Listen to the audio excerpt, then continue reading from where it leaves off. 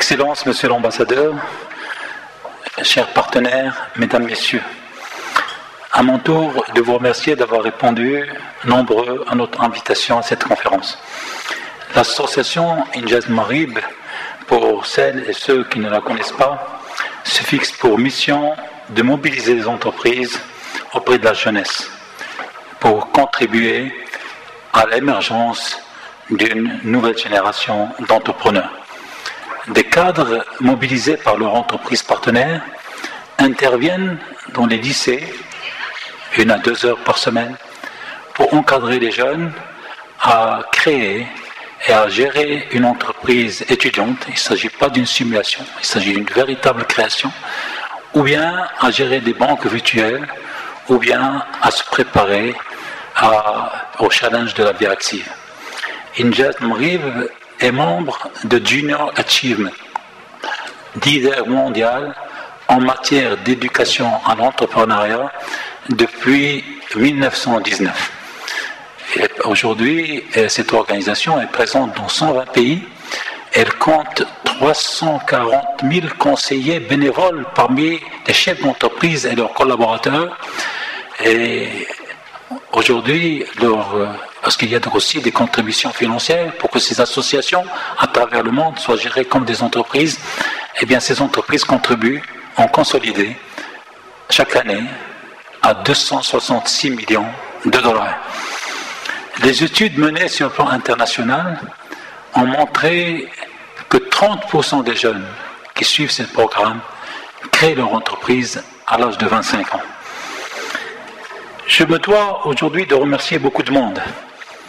Je commence par le ministère de l'Éducation nationale, les académies qui nous accompagnent depuis la création, surtout les académies de Casablanca et de Rabat, les délégués, les proviseurs, les enseignants encadrants. Je voudrais rendre un vibrant hommage aux entreprises marocaines. Et ces entreprises qui ont fait d'Injaz leur cause commune. Elles nous accompagnent par des contributions financières et par la mobilisation de leurs cadres. Elles sont aujourd'hui, vous les voyez devant vous, à travers le logo, 54 grandes entreprises qui nous accompagnent. Et depuis le début de l'année, nous avons enregistré 16 nouveaux partenariats, soit un partenariat par semaine. Hier, on a attendu la dernière minute pour fabriquer cette bâche, pour n'oublier personne, et déjà, elle n'est pas à jour, puisque ce matin, aujourd'hui, nous avons eu deux nouvelles adhésions. Je dois les citer puisque leur logo ne figure pas. Il s'agit de Wafa Immobilier et Bagid Bank. Je voudrais rendre hommage appuyé à une institution qui est Banque al Maghreb. Je lui rends cet hommage parce que dans le monde arabe, c'est la seule banque centrale qui intervient dans ce projet.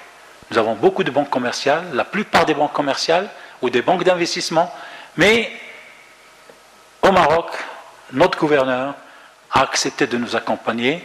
Et si nous avons lancé un programme qui s'appelle Banks in Action, c'est grâce à lui, c'est grâce aux conseillers de Banque al Maghreb.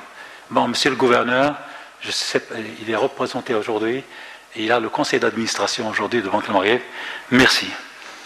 Mais Injaz, comme vous l'avez compris, ne peut fonctionner que grâce à des conseillers bénévoles qui encadrent nos élèves. Mille merci à ces entrepreneurs sociaux qui partagent leur expérience avec les jeunes, qui les inspirent, qui leur donnent confiance dans l'avenir. Ils sont aujourd'hui près de 200. Mais, et surtout, que de plus en plus, nous avons non seulement des cadres supérieurs, mais nous avons également des présidents et des présidentes, des directeurs généraux qui acceptent cette aventure. Nous allons former cette année, on vient de démarrer il y a 3 ans, on a commencé par quelques centaines, nous sommes cette année à 8600, nous doublons chaque année, et nous avons l'ambition de former 100 000 jeunes à l'horizon 2015. Alors faites des calculs, si La statistique mondiale se vérifie au Maroc, et il n'y a pas de raison pour qu'elle ne se vérifie pas. À savoir 30% des jeunes qui, dans 8 ans ou 9 ans plus tard, vont créer leur entreprise, et vous allez trouver le nombre impressionnant d'entreprises que, ensemble, nous allons générer. Et d'ailleurs, la conférence que nous organisons aujourd'hui vise justement à mobiliser davantage d'entreprises et de cadres pour accompagner notre développement. Aux entreprises, je voudrais leur dire ceci, leur transmettre un message. Je m'étais mis à leur place et j'ai essayé d'utiliser leur langage. Quel est mon retour sur investissement? N'est-ce pas, mesdames, messieurs? Quel est mon TRI? Eh bien, moi je trouve au moins 5 raisons pour les entreprises pour qu'elles s'impliquent avec nous.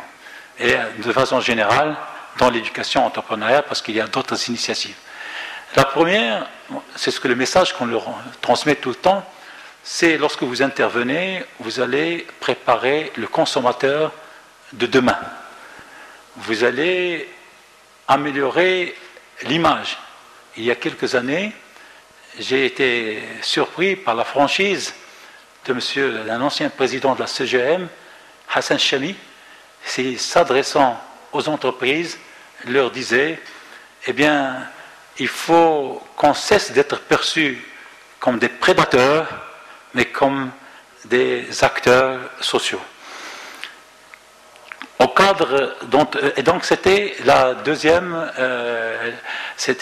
ou la troisième raison. Non, c'est la deuxième, c'est pour améliorer votre image. Troisièmement, c'est pour fidéliser votre personnel, qui travaille pour une entreprise citoyenne.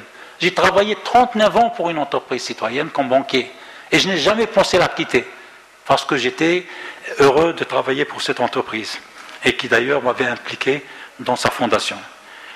Quatrième message que je leur dis, en investissant dans l'éducation, vous investissez dans votre propre avenir.